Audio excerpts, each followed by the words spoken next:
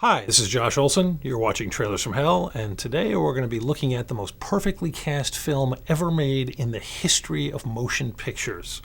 It's John Huston's The Man Who Would Be King with Sean Connery and Michael Caine.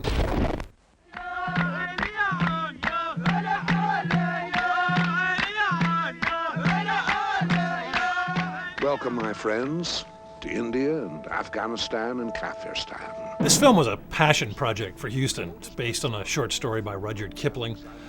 He originally wanted to make it with Humphrey Bogart and Clark Gable, then a couple years later with Burt Lancaster and Kirk Douglas, and then a few years later with Paul Newman and Robert Redford. None of those projects ever got off the ground, and the story is, and I hope this is true, that Newman said, "Look, John, it's a great script, you're a great director, we'd love to do it, but you know who you need to get, Connery and Caine." There has truly never been two more perfect examples of actors fitting parts like a glove. They are incredible in their own parts, and the chemistry between them is just exquisite.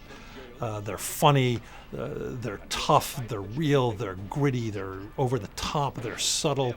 If you're a Connery fan or a Caine fan and you haven't seen this film, you are doing yourself a huge disservice.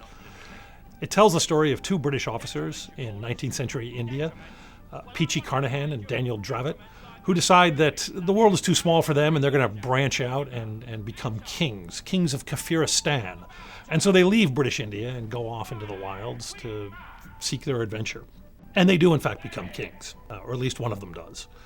The movie hits some of Huston's favorite themes and ideas. It's man in impossible situations, the power and majesty of nature, and of course greed, which informed one of his other masterpieces, one of his many other masterpieces, Treasure of the Sierra Madre. This one, however, is a lot more fun. It's ridiculously entertaining. When I think of the phrase adventure movie, I think of The Man Who Would Be King. It's got everything. Comedy, violence, pretty ladies, decapitations, and gorgeous locations. And have I mentioned the brilliant, brilliant casting? Sean Connery, Michael Caine, and Christopher Plummer in John Huston's The Man Who Would Be King.